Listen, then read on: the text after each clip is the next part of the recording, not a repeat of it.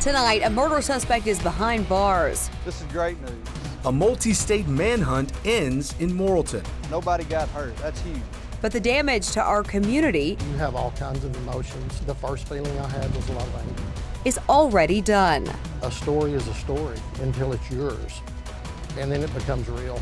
After a day filled with concerns People are concerned to come out. They don't have to worry about that anymore. and close calls, I fist bumped the guy. What would you feel? we're waiting to learn what's next in the case of Stacey Drake. Hopefully he will go away for a long time, won't hurt anybody else. Until then, It brought sadness into our hearts and some fear for people in our community. Just everyone was on high alert. people are catching their breath while reality sets in. It is a very eerie feeling to know shaking hands with the devil.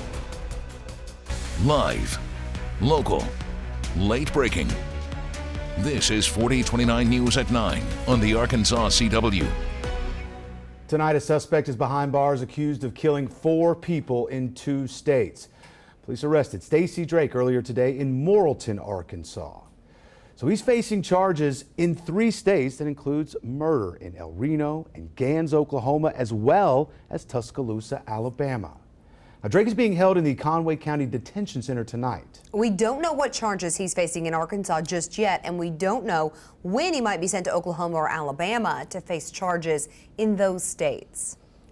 For now, members of our community, though, are focused on remembering the lives of those taken. They gathered at a prayer meeting in Sallisaw, and we were there after a local pastor says people in the community were dealing with feelings of fear and sadness. We felt like it was very important for us to come and ask God for his help, not only for the people, the victims involved, their families, but, for the catch of this individual. The pastor says he hopes justice will be served. Police say Drake killed Taylor Sharp and Tara Barnett Underwood in Gans on Tuesday. We'll tell you more about them in just a moment. But first, we know police searched for more than 36 hours to find the suspect. They found Drake around 10 o'clock this morning in Morrilton. So 49's Jacob Murphy now live there with a look at the impact of the search on this small town. Jacob.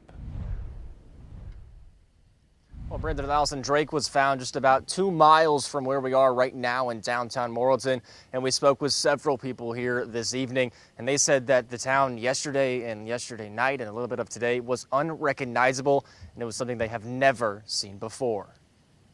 This is a place that your kids walk the streets. Morrilton, Arkansas. I mean, you don't worry about it. Population 7,000. You go to bed, if your doors are locked, they're locked. If they're not, they're not. You don't worry about it. On Tuesday night, that's where Stacey Lee Drake was last seen near a victim's vehicle. The man accused of killing 1 person in Alabama and 3 in Oklahoma. It was quite frightening to think we had something like that loose after what had happened in Oklahoma. Teresa Scroggins. Very surreal. Was about 7 miles north of Morrilton. I was just very unnerved, hoping they would catch him. Next to her daughter-in-law. Her husband, my son, was at work last night. Who stayed over last night. And I did not want her to stay by herself either. Just to be safe. Didn't get much sleep. As police searched, the worry-free town was full of concern. Last night, everybody's doors were locked. Nobody was out. It changed last night, the atmosphere of the entire town. This morning, with the help from National Guard helicopters, Drake was arrested a half mile from the Motel 6 he was seen on Tuesday night. Relieved. Absolutely relieved. Found laying in a hammock in the woods. Nobody got hurt. That's huge. This picture shows Drake in handcuffs after being found. Don't come to Morrilton thinking you're going to get away with anything, because we're not prepared. We are. We're ready. Tonight, the small town is back to normal, with people spending time downtown at the farmers market. I really think had they not caught him that there would not have been a crowd here tonight. It would have been like last night in town, just absolutely just vacant. And Drake is currently being held in the Conway County Detention Center, and we still don't know what charges he's facing here in Arkansas, but we do know that he's being charged with murder in the first degree over in Oklahoma. Live in Morrilton, Jacob Murphy, 4029 News. Jacob, thank you. And tonight we're also learning more about Taylor Sharp. He was one of the 2 people that were killed in Gans. His grandparents described him as someone who was well loved and respected in town. They say he knew a lot of people and a lot of people knew him. Taylor was a good moral person, real hardworking, just as honest as you would expect anyone to want to be. His 2 oldest boys, They want to do everything that he wants to do. Long says that the family's top priority is taking care of Sharp's children. I would like for him to know without a doubt that everything that he's instilled in his kids, all the values, all the good times, that as a family, we're going to continue that and make that happen to see these boys come to, to adulthood with the same values and morals that he instilled in them. Oh, so tough for them. Now, Sharp's grandparents says that they hope no family has to go through what they've gone through this week. Well, and authorities say this all began about a month ago in Tuscaloosa, Alabama. Police say he killed 62-year-old Russell Andrews at an Alcohol Anonymous building, and that Drake stole Andrews' truck when he left.